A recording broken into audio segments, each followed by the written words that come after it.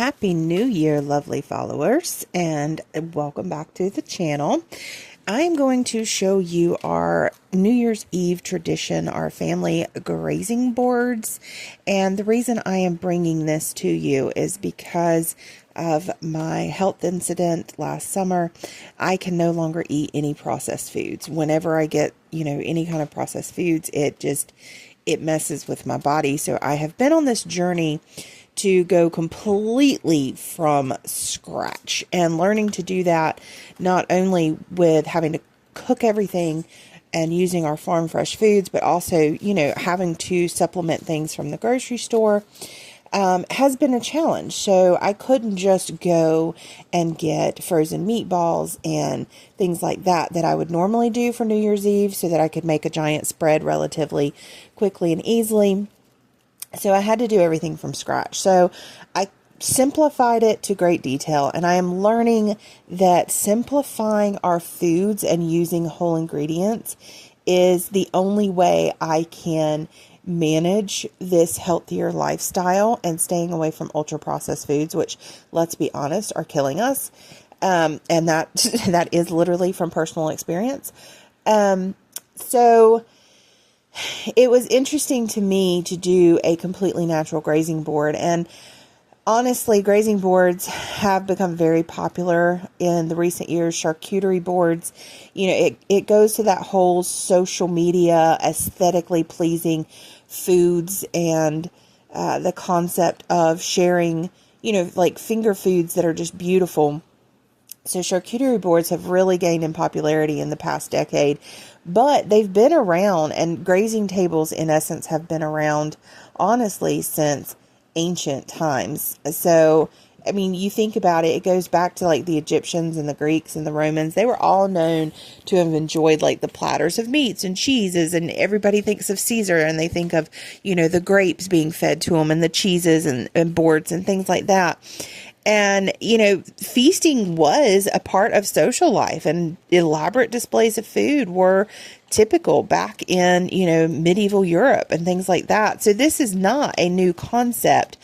The way we present it and the types of food that we put on it is what is different. A lot of people have gone to that whole vibe of basically being adult Lunchables, which Lunchables are absolutely disgusting for you, and do not feed those to your kids. But in this group of social media mavens that grew up in the millennial time period, which I'm a Gen X, but millennials and Gen X really fostered that whole Lunchable lunchtime nostalgia. And, I think that's whole part of our kind of our culture now is this idea of the easy, quick convenience, but how can we do some of these foods but make them healthy, because the convenience processed foods are so bad for us. So that's kind of where I took this, our traditional fare for New Year's Eve, and made it into something that was healthier. And so I started out with the chicken tenders that you were just seeing, and I just seasoned them with Greek seasoning and olive oil and some sea salt, and put them in the oven to roast. So roasted chicken tenders. At the same time, I put together our homegrown ground beef. I did use store-bought chicken tenders because we are out of chicken tenders in our freezers. I think the only thing we have left down there is some chicken thighs and leg quarters, which I will be going through my freezers on a video soon to show you. I have gone through my freezers, but the video will be coming out soon to show you the pantry challenge stock that we're starting with. But I did have to get some chicken tenders from the grocery store because I did want something, that was finger food like. So the ground beef, however, does come from my father's cattle farm, so we are using home ground beef, and all I did was add some eggs and some breadcrumbs, which I probably should have done oatmeal because I am trying to stay away from like processed bread. And these were purchased breadcrumbs, but at the same time, they were in my pantry and I do need to use them because I don't really want to waste food either. So I am just making up a simple like meatball recipe. And honestly, I made these way too big. I should have added some more moisture to them and made them smaller, done like a barbecued, because these came out more like mini sliders. So if we had had like buns or something, it would have been perfect to make sliders with. But you know what? My entire family ate them and had absolutely no problem with them. So that's just, you know, a note to myself, but these are homemade meatballs. And so I put those in the oven at the same time with the chicken tenders, which worked out great because I was able to literally put this entire meal together in under an hour. This is sausage, which I am using to make a homemade dip that I will be able to eat. I did have 2 store-bought dips. I had a regular salsa, which I feel like I can eat because it's pretty. There are some ingredients for preservatives in there that I don't like, but I have nibbled it a little bit. But when I say I will eat something like that, it's literally like 3 chips, like 3 chips with salsa. I cannot handle, my body cannot handle a lot of processed food at all. It makes me physically sick at this point. So I was making a dip that I could eat. So this is just breakfast sausage. And instead of frying it up, I decided to throw it in the oven and let it cook along with the chicken tenders and the meatballs so that all my meat products were hands off at this point. So this is a little gadget that my husband found and gave me for Christmas. And it is a egg poacher, boiler, steamer, little egg cooker contraption so that I could be very hands off with the eggs while doing other things because I do a lot of multitasking in the kitchen. So he thought this little gadget might be really great for me so I'm not using up a burner and focusing on the eggs. So we decided to try it out for New Year's and I could do deviled eggs, which would give us another snacky style protein source. I've never really done deviled eggs for our New Year's Eve charcuterie. That's more of like something you think about with Christmas dinner or something like that.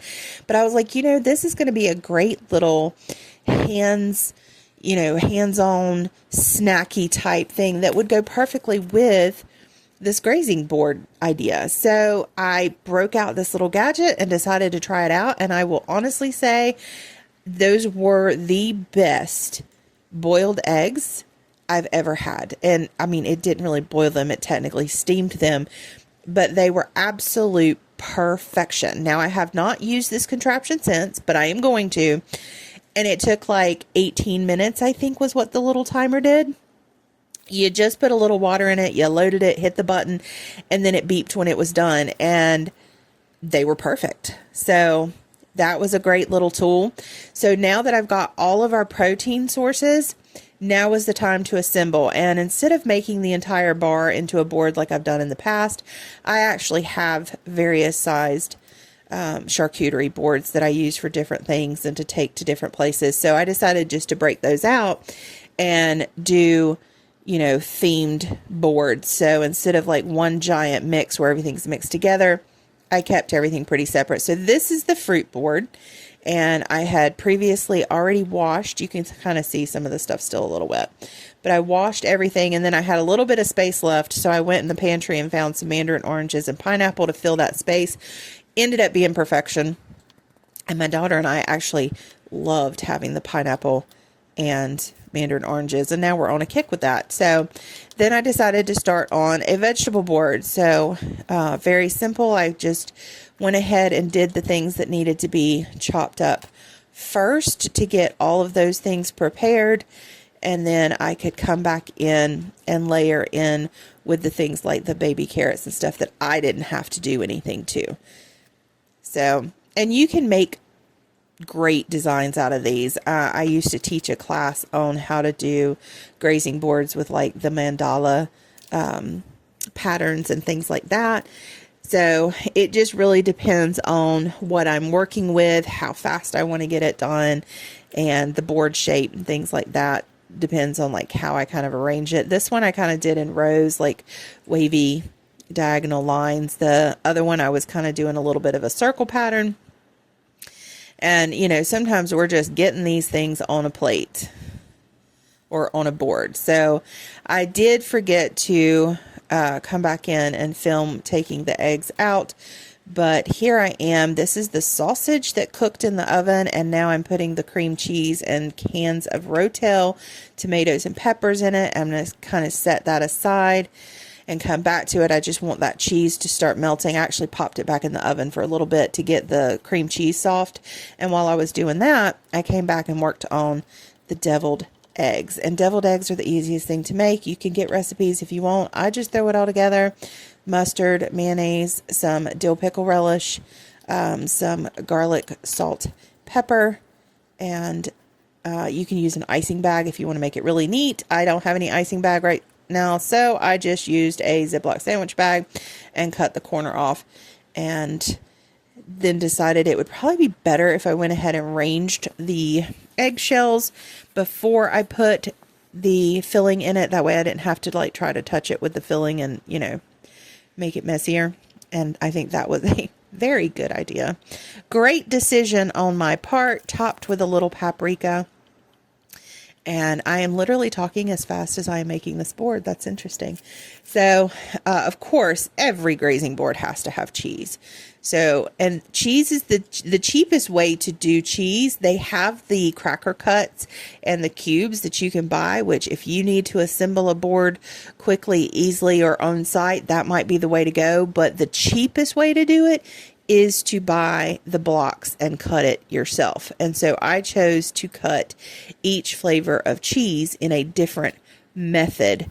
That way, when they were all together, it kind of gave a little bit more of diversity in appearance.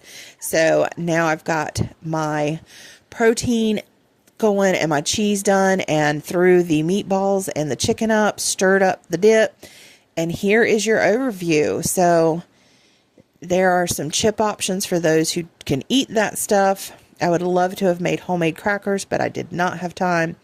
But all of that, and we were able to leave it out and graze on it and use leftovers for days. So it was wonderful. So thanks for joining me, and I will see you in another long video. And keep checking out my shorts, because I have been really good about posting shorts.